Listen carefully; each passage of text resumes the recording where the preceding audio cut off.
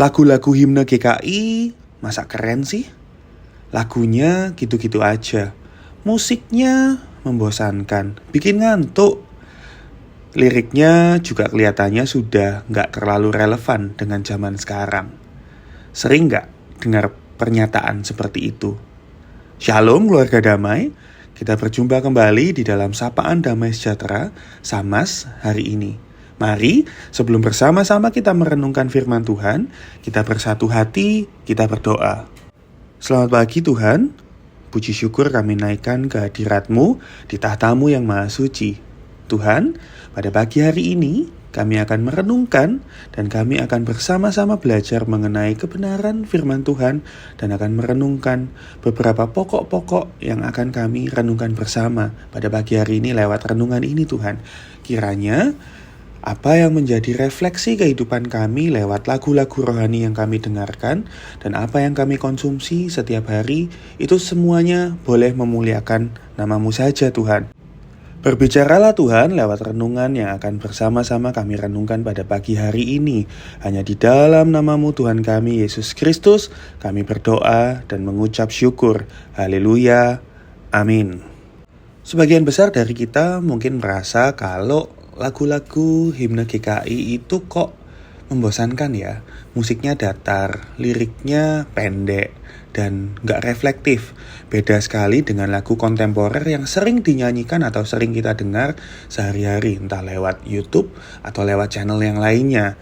Dan seakan-akan ketika kita datang ke gereja dan kita mendengarkan yang diputar hanya lagu-lagu himne saja, kok sepertinya ibadahnya jadi gak hidup. Mungkin sebagian dari kita pernah merasa atau pernah mendengar anak atau saudara kita menyatakan hal yang sama. Aku bosan datang ke GKI karena lagunya ya begitu-begitu saja. Saya pun jujur saja pernah dan bahkan sering merasa bosan ketika datang ke gereja dan lagunya kok membosankan. Tetapi ketika saya mencoba mempelajari lebih dalam dan merefleksikan lebih dalam, saya semakin jatuh cinta dengan lagu himne GKI. Dan baru sadar bahwa lagu-lagu himne ini memiliki kekayaan teologis yang luar biasa. Lagu-lagu himne ini biasanya adalah lagu pujian yang memiliki lirik teologis yang mendalam, namun biasanya digunakan dalam ibadah untuk memuji, menyembah, dan merenungkan kebesaran Tuhan.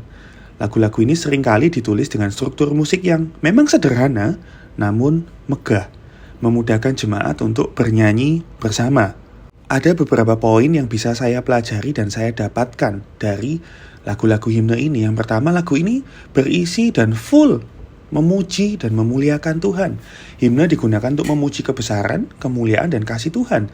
Liriknya berisi kata-kata yang memuliakan Allah dan mengekspresikan rasa syukur.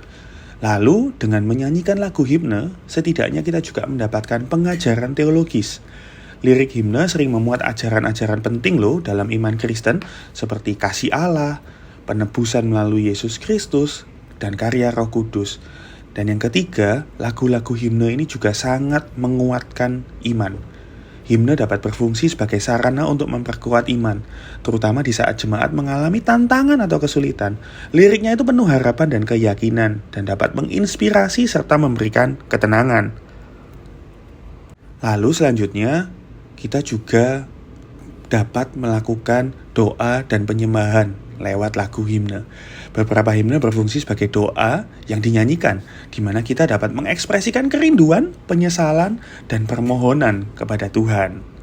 Dan yang paling bikin saya suka dan jatuh cinta oleh lagu-lagu himne adalah beberapa lagu-lagu itu ditulis benar-benar dari pengalaman pribadi sang pengarangnya.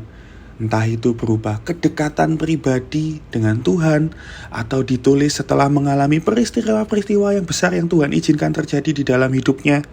Contohnya, lagu yang berjudul It Is Well With My Soul yang dikarang oleh Horatio Spafford. Lagu ini ditulis setelah mengalami kejadian dan tragedi besar di dalam kehidupannya. Setelah kehilangan anaknya yang masih kecil, kemudian kehilangan lagi 4 putrinya dalam kecelakaan kapal laut.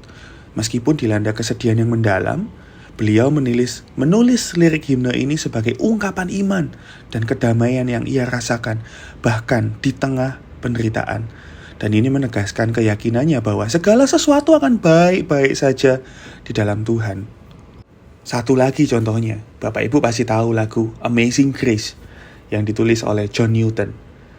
Himne ini ditulis berdasarkan pengalaman beliau sebagai mantan kapten kapal budak yang bertobat setelah mengalami badai hebat di laut. Liriknya menceritakan tentang perubahan hidup yang dramatis dari seorang yang berdosa menjadi orang yang diselamatkan oleh kasih karunia Tuhan. Bapak Ibu, jemaat, pasti juga pernah mengalami dilawat Tuhan lewat lagu yang didengarkan. Lagu himne bisa loh dikemas dengan sangat menarik, dengan aransemen yang sangat bagus, dan bahkan liriknya jauh lebih mendalam dari sebagian lagu-lagu kontemporer. Contoh saja yang dilakukan oleh teman-teman Ignite GKI. Teman-teman Ignite GKI benar-benar menggarap lagu ini menjadi sesuatu yang baru, lebih fresh, lebih catchy, dan lebih enak untuk didengar, namun tetap dengan makna teologis yang mendalam. Bapak Ibu bisa mendengarkannya lewat channel YouTube Ignite GKI atau Spotify. Jadi, saya benar-benar terberkati dengan pelayanan teman-teman Ignite GKI. Nah, sekarang tantangannya untuk kita sebagai Gereja Kristen Indonesia Dharma Permai. Kita harus benar-benar menggarap lagu-lagu ini dan kita mengemas dengan semenarik mungkin supaya tidak ada lagi kata membosankan, boring. Yang ada justru adalah sebuah pengalaman teologis yang luar biasa yang dirasakan oleh jemaat. Kita bisa mencoba untuk menggali dan mengulik serta mengaransemen lagu-lagu ini sehingga lebih enak didengar dan lebih enak untuk dibawakan. Karena sekali lagi lagu-lagu himne memiliki kekayaan teologis yang luar biasa. Setidaknya itu adalah pengalaman pribadi yang saya dapatkan. Bagaimana dengan Bapak Ibu jemaat sekalian? Mari kita tutup renungan kita pada pagi hari ini di dalam doa.